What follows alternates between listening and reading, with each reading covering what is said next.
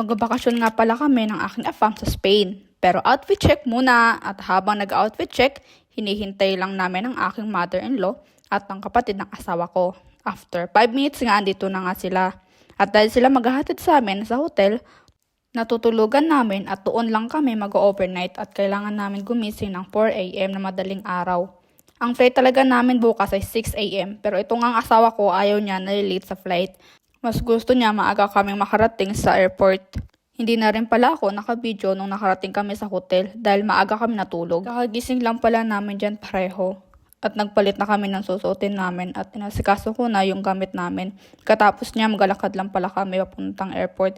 At ayun din sa wakas, nakarating din kami sa airport. Pipila na kami pagkatapos niyan. Pupunta kami sa number ng flight namin kahit medyo maaga pa.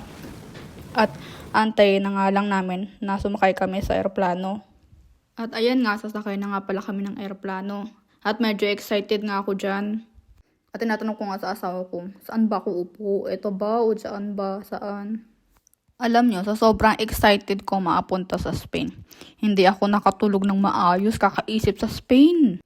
Yun na nga, nag-umaga na.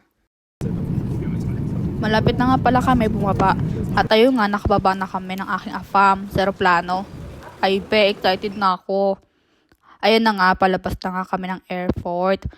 At andito na kami sa Spain. Sumakay na pala kami ng bus at maganda nga rin pala kasi nakikita ko ang view. At tuwan-tuwa nga ako dyan. Mangyan yun, first time makarating. Finally, nakarating na pala kami sa hotel dito sa Tadona Beach.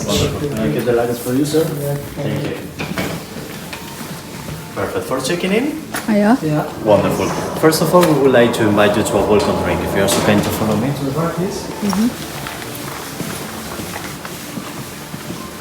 Would you like to sit on the terrace? We have a wonderful weather today. It's fine for you? Yeah. Wow. Sprechen Sie Deutsch? Ja. Sehr gut. Dann können wir auf Deutsch weitersprechen. Sehr schön. Dito nga, nag-Spanish na ang salita ng lalaki na receptionist. Tapos yung asawa ko na, mga reply niya is Deutsch. Ayun, binigay niya ng asawa ko yung bag niya. Wow, so beautiful! So beautiful here! Pagkatapos nga namin doon magpahinga at magtingting ng kaunti at uminom lang ng tubig, dinala na kami sa room namin kung saan kami matutulog. Ay, ang ganda ng kwarto, be. Ang ganda. Nga pala, 8 days nga pala kami dito magbabakasyon sa Spain.